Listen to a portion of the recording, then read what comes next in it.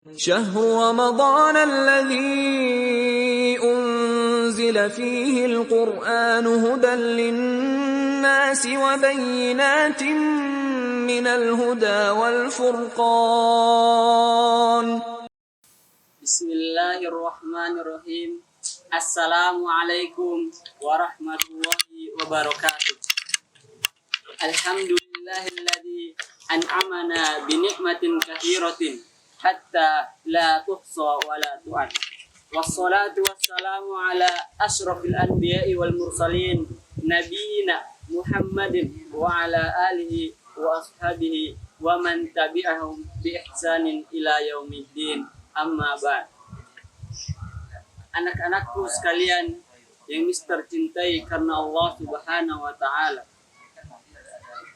Allah adalah Rabb kita. Rabb yang telah menciptakan langit dan bumi beserta apa yang ada di dalamnya. Allah tentu telah menentukan semuanya. Tidaklah daun yang jatuh, melainkan Allah telah menentukan kapan dan bagaimana daun tersebut jatuh. Begitupun manusia, Allah telah menentukan rezekinya. Tidaklah seorang lahir, melainkan Allah telah menentukan rezekinya.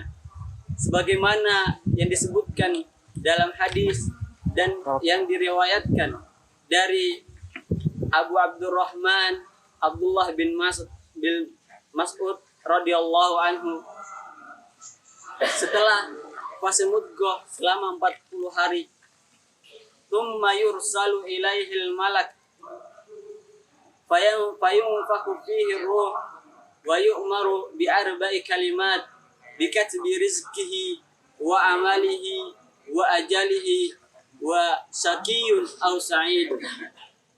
Setelah bayi melewati fase mudghah, kemudian diutus kepadanya malaikat, lalu ditiupkan kepadanya ruh dan ditetapkan baginya 4 perkara: rezekinya, ajalnya, amalnya, dan kesengsaraan atau kebahagiaannya. Hadis riwayat Bukhari dan Muslim. Dari hadis ini, anak-anakku sekalian, dapat kita ketahui bahwa setiap manusia telah ditentukan rezekinya. Bukan berarti kita tidak perlu bekerja, akan tetapi kita perlu berusaha untuk mendapatkan rezeki kita, tentunya dengan bekerja. Alhamdulillah, anak-anakku sekalian, kita bertemu dengan bulan Ramadan, bulan yang suci, bulan yang penuh dengan keistimewaan.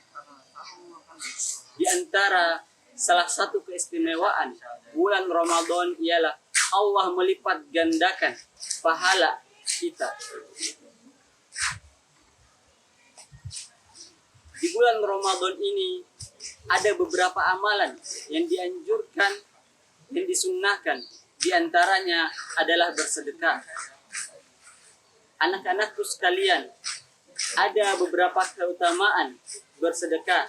Yang pertama, Allah menghapus dosa bagi mereka yang bersedekah.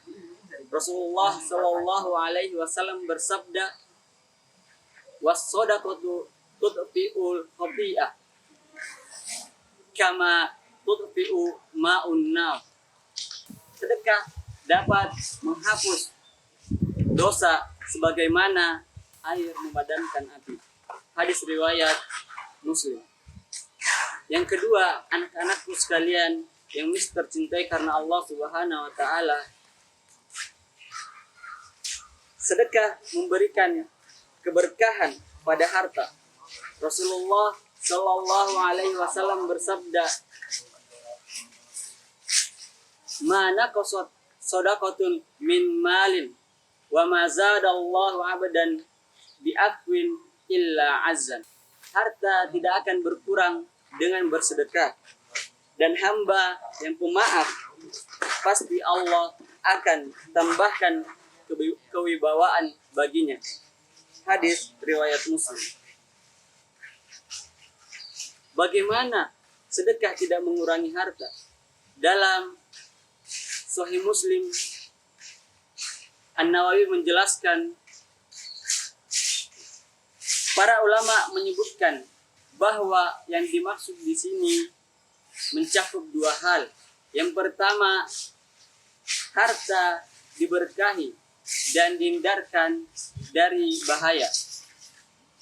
Maka pengurangan harta infak tertutupi oleh harta yang diberkahi oleh berkah yang abstrak. Ini bisa dirasakan dengan indera dan kebiasaan. Yang kedua, jika secara zatnya harta berkurang, maka infak tertutupi oleh pahala yang didapat. Dan pahala ini dilipat gandakan oleh Allah berlipat-lipat banyaknya. Allah Ta'ala berfirman, وَمَا أَنْفَقْتُمْ مِنْ شَيْءٍ فَهُوَ يُخْلِفُهُ وَهُوَ خَيْرُ الرَّازِقِينَ. Dan barang apa saja yang kamu infakkan, maka Allah akan menggantinya, dan dialah sebaik-baik pemberi rezeki. Quran surat Saba ayat 39.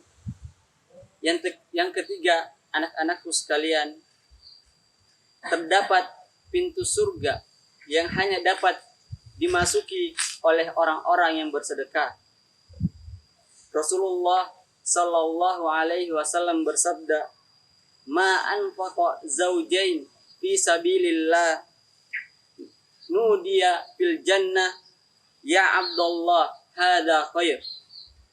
Faman kana min ahli shalah nudiya min babis shalah. Faman kana min ahli jihad nudiya min babil jihad. Faman kana min ahli sedekah nudiya min babis sedekah." Orang yang memberikan, menyumbangkan dua harta di jalan Allah, maka ia akan dipanggil oleh salah satu pintu dari pintu surga. Wahai hamba Allah, kemarilah menuju kenikmatan. Jika ia berasal dari golongan orang-orang yang suka mendirikan sholat, maka ia akan dipanggil dari pintu sholat. Jika ia berasal dari kalangan mujahid, maka ia akan dipanggil dari pintu jihad. Jika ia berasal dari golongan orang-orang yang suka bersedekah, orang-orang yang gemar bersedekah, maka ia akan dipanggil dari pintu sedekah. Hadis riwayat Bukhari dan Muslim. Inti dari semua ini, anak-anakku sekalian yang mister cintai karena Allah Subhanahu wa Ta'ala, Allah akan membalas setiap kebaikan yang kita lakukan. Terutama di bulan Ramadan ini, Allah akan melipat ganda pahala-pahala yang Allah berikan kepada kita. Dan balasan bagi orang-orang yang bersedekah adalah Allah berikan keberkahan di dalam hartanya.